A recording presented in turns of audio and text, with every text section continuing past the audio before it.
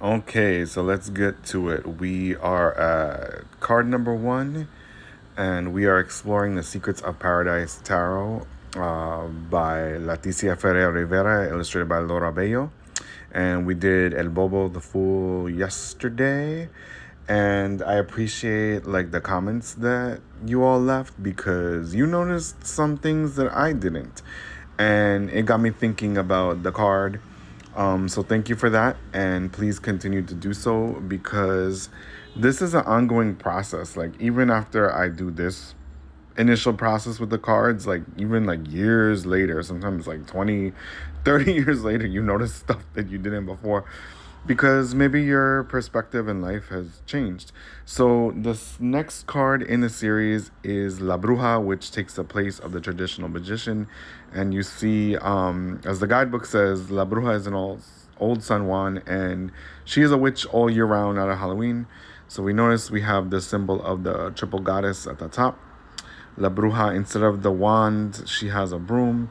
Instead of the cup, she has the cauldron, the caldero, and it talks about what is she brewing in there? Is she doing a love potion? Or is she just making a good sancocho? Is she just making some really banging ass food, right?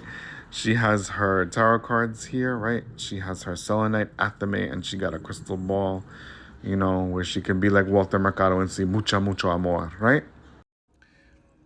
So the guidebook talks about like using your resources, using what's available to you. And a lot of times we think that in order to do some kind of magic that we need all these fancy smancy stuff, right? And sometimes like what our ancestors did, we got to use what's available to us, right?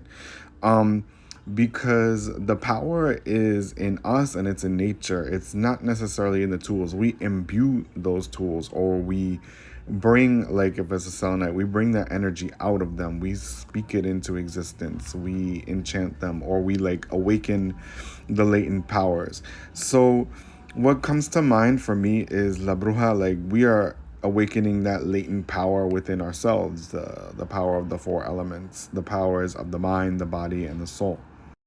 And a lot of times we tend to separate these three things, and they all work together in a kind of symbiosis, right?